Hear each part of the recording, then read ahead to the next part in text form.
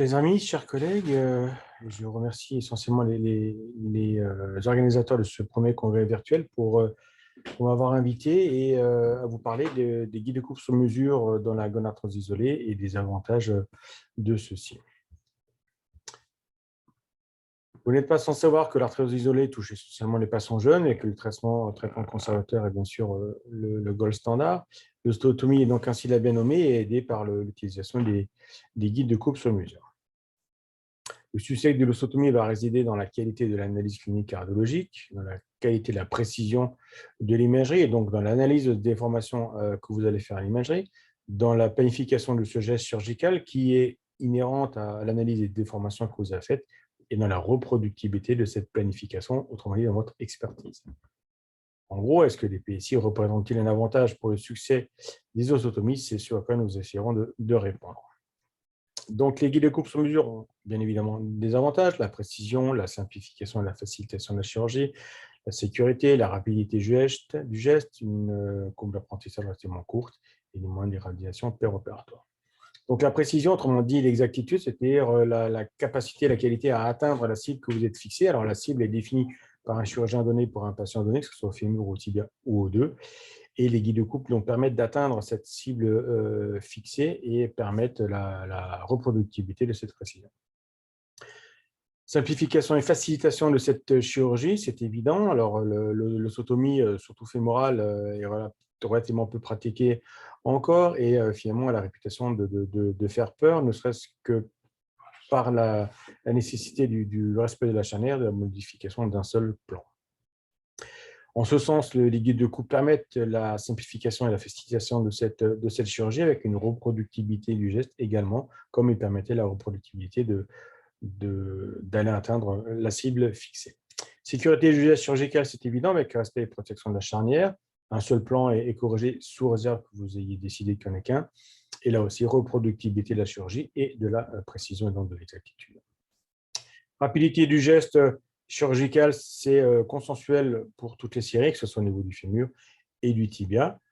En ce sens, la courbe d'apprentissage existe, mais elle est courte, essentiellement pour les patients jeunes, pour les opérateurs jeunes, ce qui finalement leur garantit une sécurité d'utilisation des guides de coupe et de la réalisation de l'ostéotomie. Le temps de scopie est lui aussi diminué, ce qui est consensuel dans l'ensemble de la littérature, là aussi, que ce soit pour le fémur ou pour le tibia. Alors, protection de la charnière est quelque chose d'essentiel. Pourquoi? Parce que certains guides de coupe permettent la mise en place d'une broche au niveau de cette charnière et tout le monde sait que la charnière a un intérêt pour la consolidation de l'ostéotomie, permet d'éviter les dépassements secondaires, de garantir la stabilité de cette correction. Et donc, les guides de coupe qui permettent la mise en place de cette broche charnière sont vraiment fondamentaux. C'est un des éléments majeurs dans la sécurité du geste et dans la facilitation de cette chirurgie. Ici, en rouge, la mise en place de la broche charnière pour une ostéotomie du fémur distal et ici pour le tibia proximal. Alors, pour faire référence au 5e élément de Luc Besson, les guides de coupe sont multitâches, qui permettent plusieurs chirurgies en même temps, correction multiplanaire, biplanaire, ligamentoplastie associée, correction d'un calvicieux. Enfin, finalement, vous pouvez à peu près faire tout ce que vous voulez et récemment a été développé les guides de coupe pour l'ostéotomie de la tuberosité tibiale.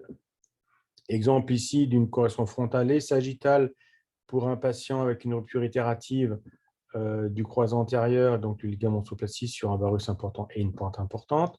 Ici, une correction frontale et sagittale associée à une ligamentoplastie du croisé antérieur et notez la forme spécifique de la plaque permettant la réalisation du tunnel tibial. Là, une ostéotomie frontale avec ligamentoplastie du croisé postérieur. La possibilité de corriger un calvicieux, et je remercie le Dr Pascal Maman de Marseille pour cette iconographie d'un calvicieux relativement important du condyle tibial médial. Vous pouvez, en plus de faire une correction frontale, une ligamentoplastie du croisé antérieur, par exemple, associer les tunnels d'une greffe méniscale concomitante. Alors, le positionnement du guide pourrait paraître important. Finalement, il n'en est rien. Jules et les collaborateurs ont montré qu'il n'y a pas d'influence sur la correction désirée, qu'il n'y a pas d'influence sur la clinique de la position du guide. Pourquoi? Parce que les guides modernes ont tendance à combiner et la correction et le prépositionnement de la plaque. Donc, finalement, il est inclus, la position de la plaque est incluse dans le guide de coupe et donc, sera de facto au bon endroit. Et donc, la correction sera automatique. C'est finalement un système de recalage entre l'image préopératoire que vous avez et l'image post-opératoire que vous désirez. Alors, pour être exhaustif, il y a bien sûr des limites à ces guides de coupe. L'irradiation, parce que vous demandez un scanner préopératoire, une incision plus grande, même si actuellement, elle tendance à développer des guides de coupe de plus en plus petits. Le temps de fabrication, comptez 4 à 6 semaines pour être sûr de l'avoir dans les temps. Le prix, ce qui peut être une limite pour certaines pharmacies, certains établissements. La confrontation ingénieur-chirurgien existe, mais elle permet surtout de discussion et finalement à chacune des parties de progresser. Enfin, la littérature, c'est là finalement l'élément essentiel, n'a pas pu mettre en évidence d'une supériorité des résultats cliniques et fonctionnels par l'utilisation du guide de coupe sur mesure. Autrement dit, ce n'est qu'un outil qui permet d'atteindre la cible fixée. Si l'analyse radiologique et clinique n'est pas la bonne, si la cible que vous êtes fixée n'est pas la bonne, ben, le résultat clinique ne sera pas bon. Le guide de coupe n'est qu'un outil qui permet, comme j'ai dit, de faciliter la chirurgie, de la rendre plus sûre, plus rapide et d'être quasi certain d'atteindre l'objectif fixé. Donc, en conclusion, quoi retenir? La chirurgie avec l'utilisation des guides de coupe est facilitée, reproductible, rapide, sûre, endoscopie diminuée, courbe d'apprentissage courte, c'est un élément important pour nos jeunes collaborateurs. La charnière peut être protégée, élément essentiel pour la conservation de la correction et la meilleure garantie de la consolidation. Mais la littérature n'a pas fait la preuve de l'amélioration des résultats cliniques et fonctionnels en utilisant ces guides de coupe. Ce n'est donc qu'un outil pour faciliter la chirurgie. Et il existe donc des limites, comme je vous en ai parlé précédemment. Merci pour votre attention.